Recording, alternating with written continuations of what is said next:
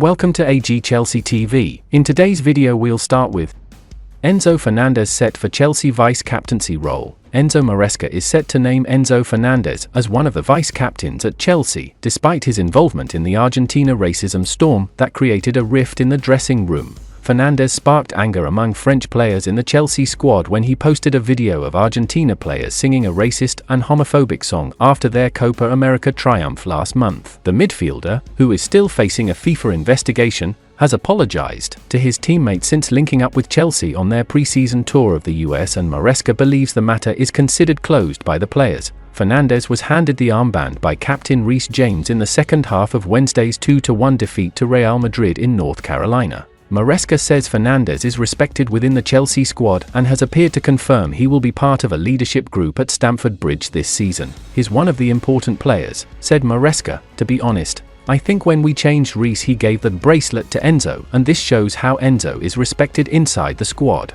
I think it's quite clear. Chelsea's high line was exposed again by Real Madrid, and Maresca admits their defensive vulnerabilities are an issue ahead of the start of the new season. Maresca wants his team to defend deeper and says he is working to get the habits exhibited under Mauricio Pochettino out of them. Chelsea end their pre-season tour of the US with 12 goals conceded in 5 games, and Maresca said, "One of my first meetings with the squad was about the number of goals we conceded last year, with the defensive line being very high. It is something that we are trying to work on. Today offensively, once again, I think we were there because the patterns are there and we created chances. The problem has been defensively, and when I say defensively, I don't just mean the defensive line. All of the players."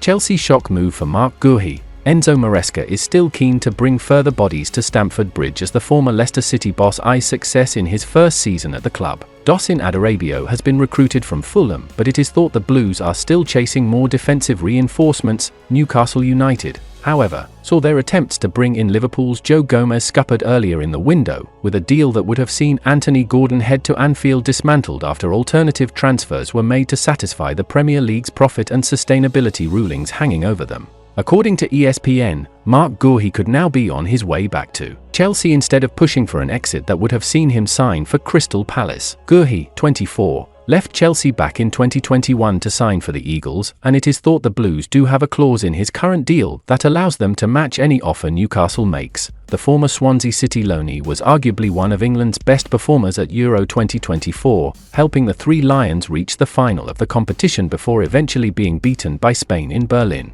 Guehi played 29 times for Palace last season and now has 16 international caps to his name. Valued by Transfermarkt at €38 million, it is thought the Magpies' bid is well in excess of £60 million, and the defender is open to a move to St James' Park this summer. Palace boss Oliver Glasner addressed rumours surrounding Guehi's future back in May, stating, "I'm always optimistic as all these players have contracts with Crystal Palace. It's May and many situations can change. Nothing is 100%, but he's under contract. Guehi is a good player. He's our captain, so I'm very positive and confident that he plays for Crystal Palace. Every game is an audition for the players and us as a team."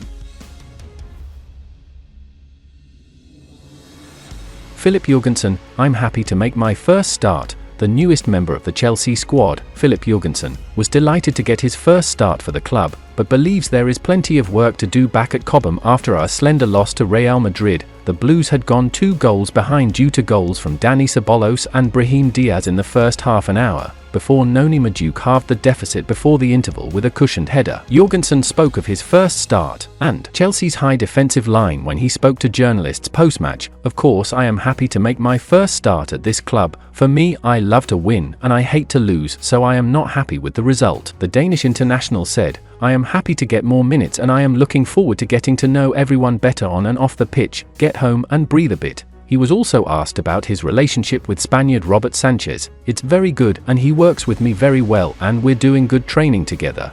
Enzo Maresca has spoken of wanting to reduce Chelsea's defensive line by 4 or 5 meters and as the deepest of our whole squad. Philip was asked about the issues after the match with Los Blancos. "I think they're doing good, but we have to work on some things. Also I need to be high when the defensive line is so high, but we can work on that as we have 2 weeks until the Premier League starts, so we will work on that." No, I think they do it pretty good, and I think I could also be high and make less space. We will get to know each other and will work on some things.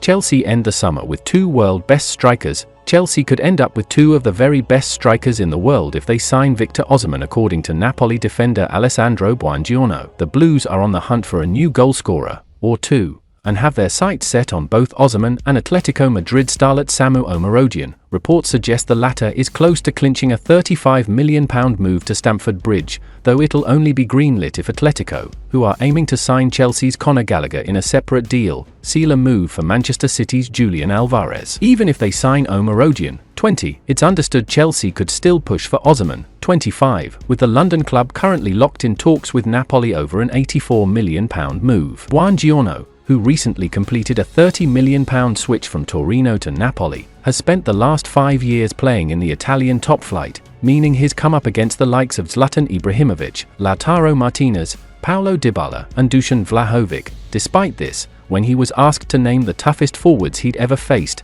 he chose Osimhen and Romelu Lukaku. Victor Osimhen was definitely tough, Buongiorno told Football Italia. We all know about his speed, and he was really difficult to mark. Man-marking Lukaku was also really difficult because he is so big. There are many strong strikers, and it's always difficult. You have to study them a lot, watch their movement and how their teammates like to get them the ball. Despite not having played for Chelsea since 2022, 31-year-old Lukaku is still on the club's books, though a summer exit is anticipated. Napoli manager Antonio Conte, who previously coached Lukaku at Inter Milan, is keen to reunite with the Belgian striker, but will only be able to sign him if Osimhen leaves. The Nigeria international, who has netted 76 goals in 133 appearances for Napoli, is happy to do so, but potential buyers Chelsea and PSG are hesitant to meet his valuation.